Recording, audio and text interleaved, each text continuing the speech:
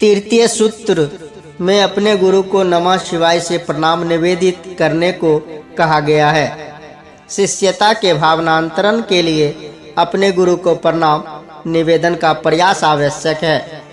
विश्व में साधना और उपासना की अनेकानेक स्थापित विधियों में शिव पंचाक्षर मंत्र नमः शिवाय का जप चिरकाल से सर्वमान्य है। मंत्रों का जप माला अथवा अजपा जप के माध्यम से किया जाता है।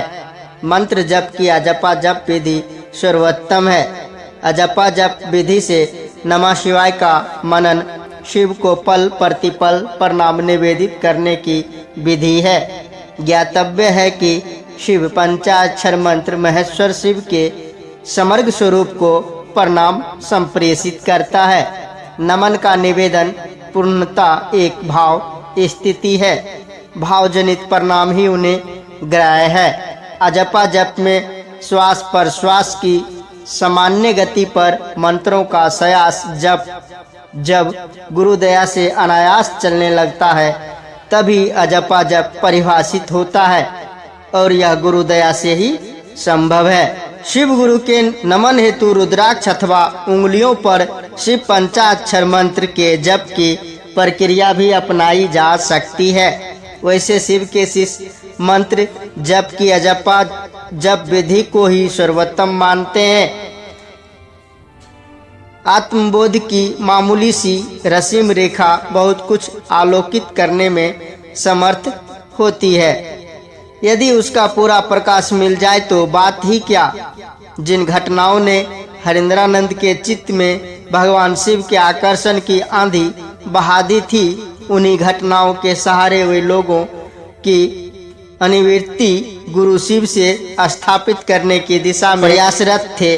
अब चमत्कारों का सिलसिला दृश्य नहीं था, किंतु शिव शिष्यता की व्याप्ति एक चमत्कार ही थी।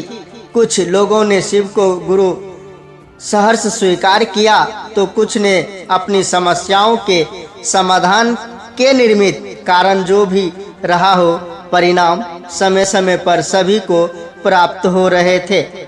20 वर्षों की इस यात्रा में उन्होंने यह तो जान लिया था कि शिव परिणामदायी गुरु हैं।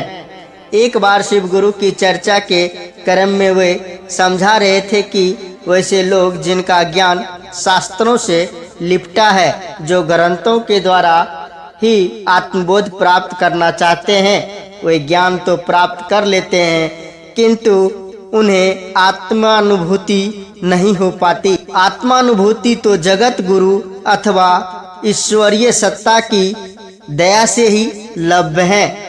जैसे चश्मा हमारी आँखों की दृष्टि क्षमता की वृद्धि तो कर सकता है, लेकिन पढ़ने का ज्ञान विकसित नहीं कर सकता। ज्ञानवान यह समझ लेते हैं कि उन्होंने सत्य को जान लिया है और कुछ जानना शेष नहीं है, जबकि वास्तविकता ठीक इसके विपरीत होती है। वे मंत्र विदित तो हो जाते हैं पर आत्मविद नहीं हो पाते। हरिंद्रानंद की काल सापेक्ष घटनाओं द्वारा प्राप्त अनुभूतियों में यह एक प्रमुख विषय था कि वास्तविक गुरु आखिर है कौन। बहुत सारे ऐसे भी गुरु हैं जो पारस पत्थर के समान अपने सानिध्य में आए शिष्य को सोना बना देते हैं, किंतु शायद ही ऐसे गुरु मिलते हैं जो शिष्य को पारस बनाने के साथ साथ अपने जैसा भी बना दे। वह सर्वशक्तिमान ईश्वर ही समग्र सृष्टि का मूल करता है और वही मूल गुरु भी है। विश्व की आध्यात्मिक परंपरा भी ईश्वर के गुरु पद का प्रमाण देती है।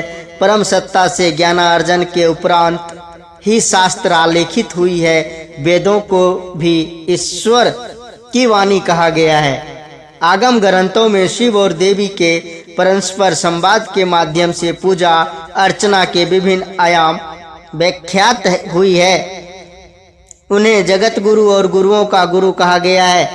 शिव गुरु की चर्चा धीरे धीरे विशाल आकार ले रही थी। लोगों को समझाते हुए साहब कह रहे थे कि आज व्यक्ति अपनी प्रबल जागतिक प्रवृत्तियों के वशीभूत हैं, सुख के साधन सीमित है और सुख पाने की लालसा असीम, अतएव हताशा, निराशा, भय, कुंठा और संत्रास से त्रस्त व्यक्ति हृदयहीन आत्मघाती पगडंडियों पर चल पड़ा है। शरीर और मन रुग्ण है और मनुष्यात्मा के तल पर निविड़ अंधकार। शरीर के अस्वस्थ होने पर चिकित्सा के उपाय है, किंतु मन का रोग लाइलाज हो जाता है। मन जब रोगी होता तो वह शरीर को अस्वस्थ करेगा ही।